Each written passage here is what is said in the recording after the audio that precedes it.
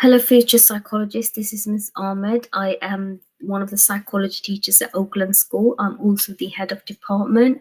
I just thought I'll give you a brief introduction to psychology and give you a brief overview of what the subject is about. Those of you who are thinking of studying it, obviously you probably wouldn't have any idea about the subject, and rightly so, because we at Oakland School we do not provide that at GCSE level. Quite rare for school to be providing at GCSE level anyway.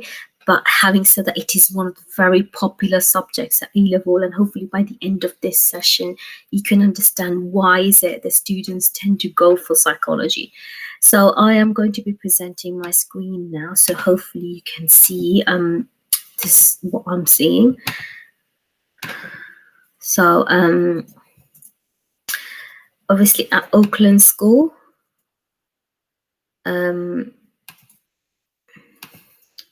you have two psychology teachers.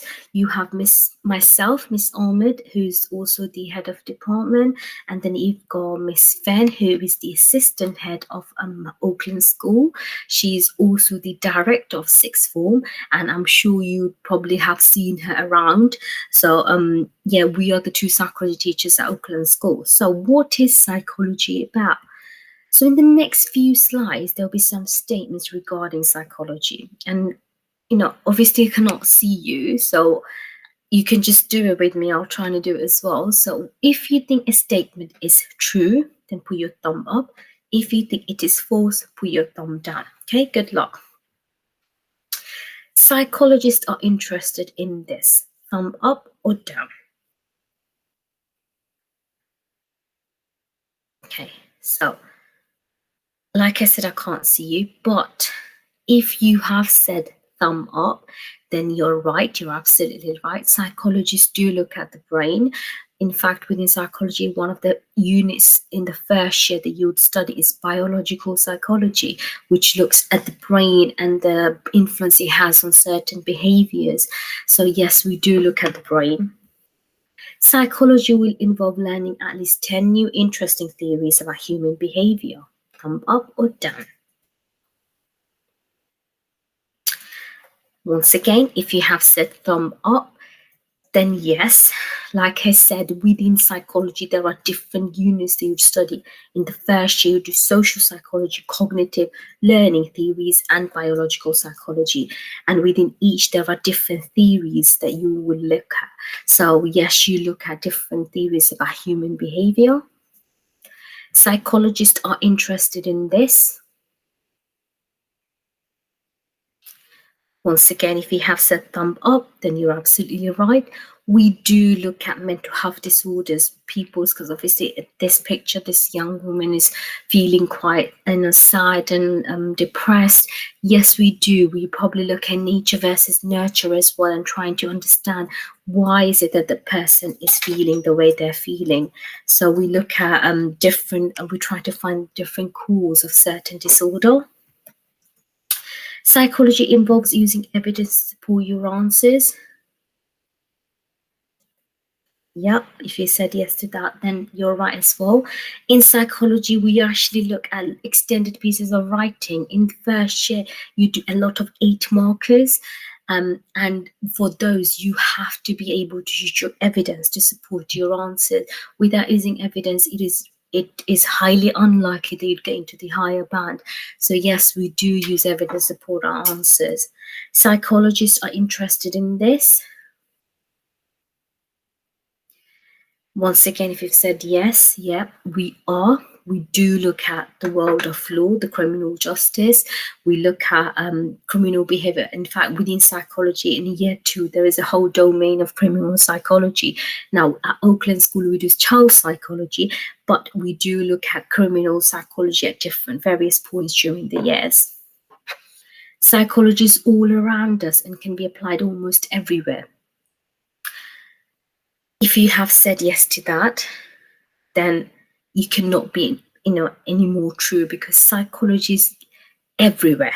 I have students, as soon as they start working or studying the subject, I have students who come back to me and say, Miss, after I've started studying this subject, honestly, I just feel like I am, I'm so observant. I'm just analyzing everything, watching telly and just trying to sort of figure out why they're doing certain things. Is it because of nature, or is it because they're genetic material, or is it because of nurture, or is it because of, it's because of their environment they're living in? So yes, you start to apply it everywhere, and you probably see psychology everywhere as well.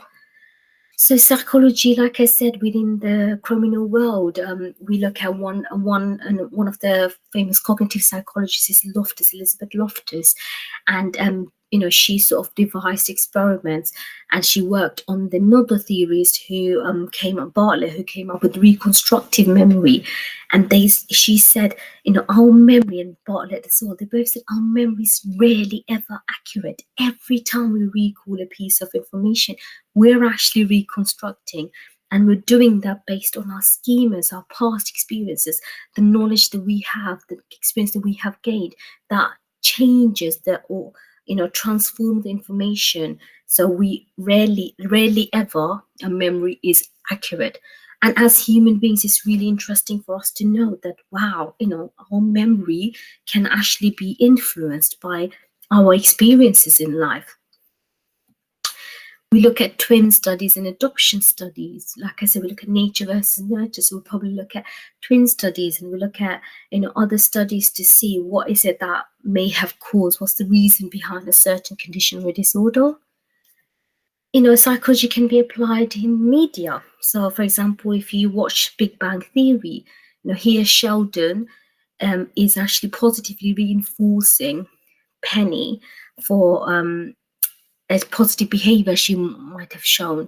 So this is known as positive reinforcement. Every time Penny shows that behavior, Sheldon gives her a chocolate or something that she wants, which is positive reinforcement. And we kind of do that in school, by the way. So every time you do something good, we might call home to let your parents know, or we might praise you, we might give you stickers, and these are all positive reinforcement because we want you to continue displaying that positive behavior. Sometimes we might punish you in the form of detention or calling home, and that's known as punishment because we want you to stop displaying a certain behavior. So if we punish you, like I said, if we give you detention, you'll be like, okay, do you know what? I can't do that behavior again. So that sort of deters you from displaying that behavior. Psychology can be applied in sports. You can study sports psychology, and sports psychology often involves like using psychological theories and knowledge to sort of understand, how you can optimize your health and well-being and your performance. So yeah, it can be applied in sports as well. And so, like I said, it's something that's everywhere, and it can be applied more or less everywhere. So what do you think psychology is, and what does a psychologist do? And I've told you before, if you have no idea, that's absolutely fine. We have students who come onto the course, and on the first few lessons when we ask them, and they have no idea, and that's absolutely fine because there's no way you would have known what it is. It's not something you do at GCSE. It's not something you come across all the time. So it's absolutely fine for you not to know. So psychology is the study of people, behavior, and the mind. Okay, let's look at the brain. It's scientific and rigorous. It's not an easy subject. It is a broad subject with many different areas. It is always changing. It's fascinating and worthwhile. Psychologists are not all the same, okay? Because we have cognitive psychologists, behaviorists, we've got learning theorists, we've got social psychologists. They're not all the same. They're not all studying the same things. They're not always analyzing people. They're not able to read people's minds. As soon as you start studying psychology, and you probably go and tell your family, and they'll probably ask, oh, do you think, can you tell what I'm thinking? No, you can't. It's not about that.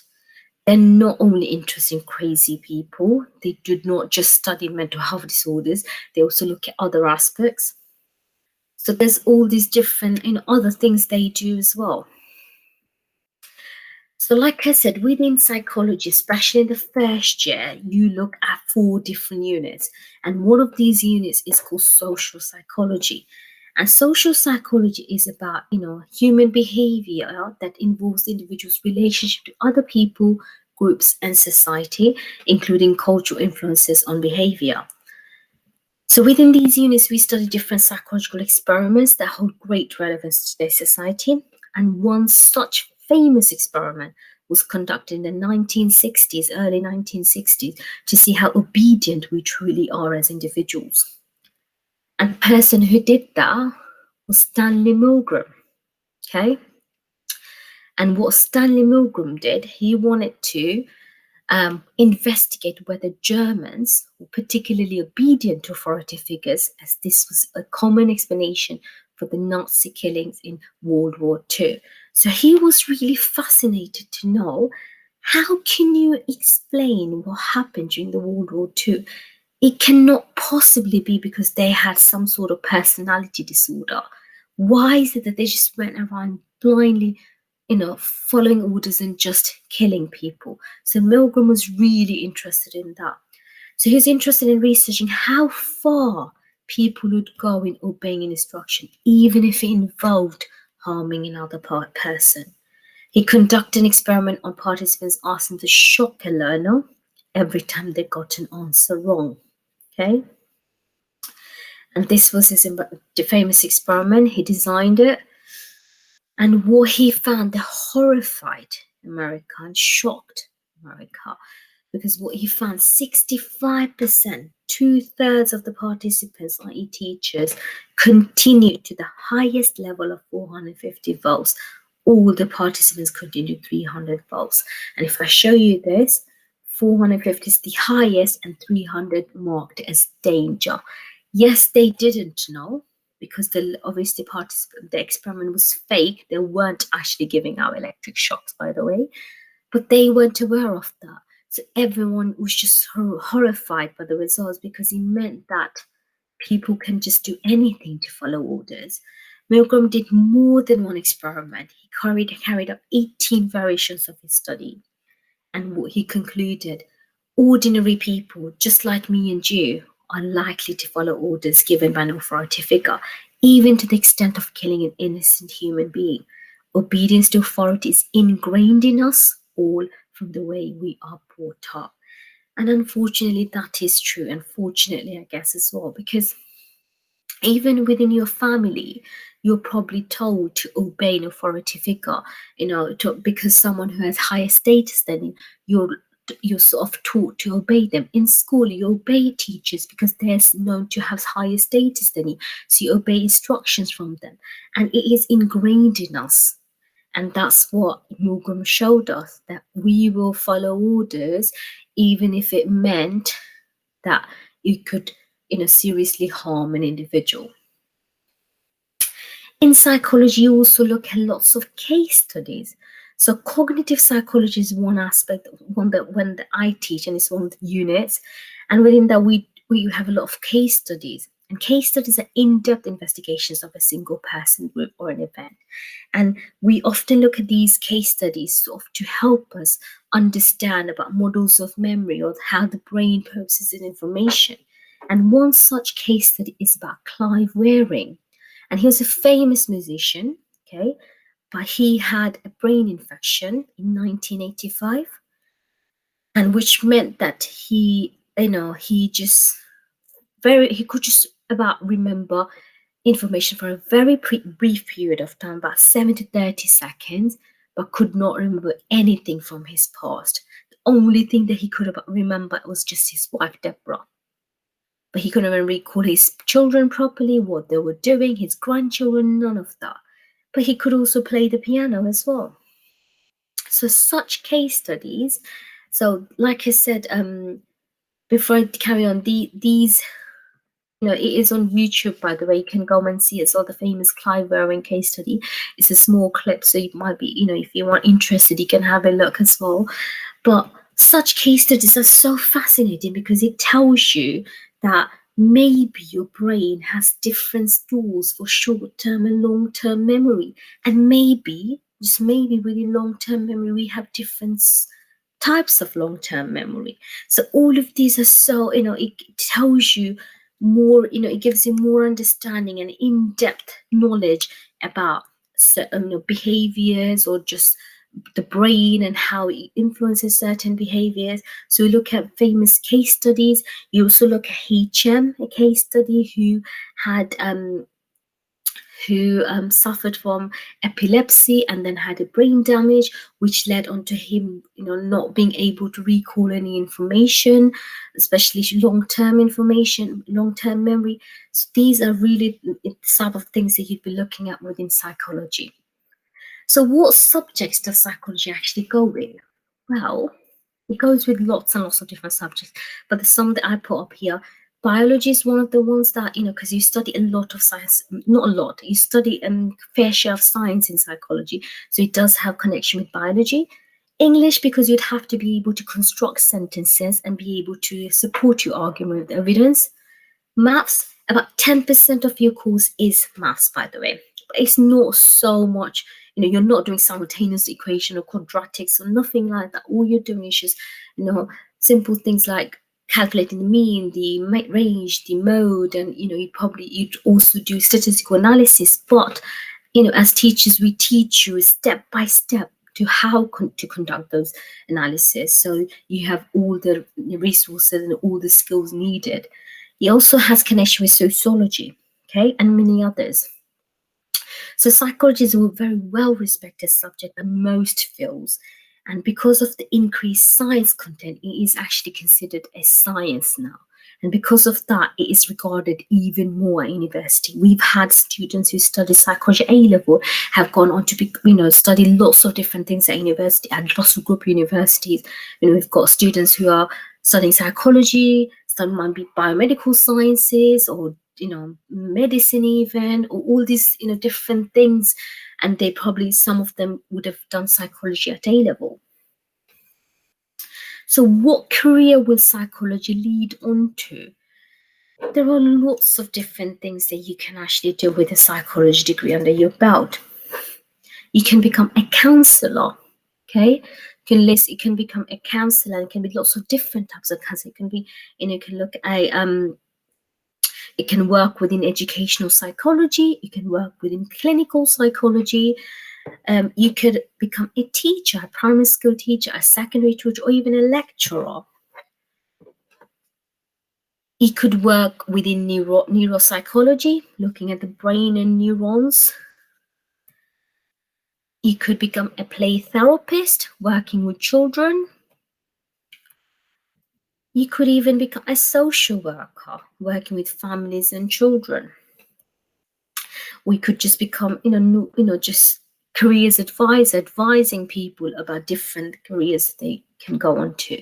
So there are lots and lots of careers that psychology can open doors to. You could become a social worker, working with children, you're teaching, police force, law, banking, nursing, counselor, psychologist, obviously, probation officer, therapist, occupational psychologist. There are lots and lots of them. It's never ending. There's things that you can go to, with the psychology degree under your belt.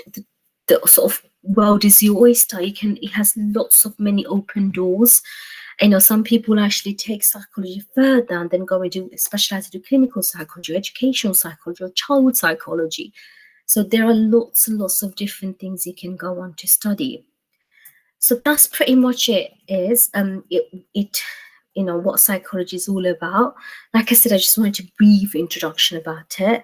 If you do have any questions, please feel free to email me or Miss Fen. I'm sure you'll find us, or if you really want to get in touch with us, just go to the main reception and they can probably provide you with all the relevant details.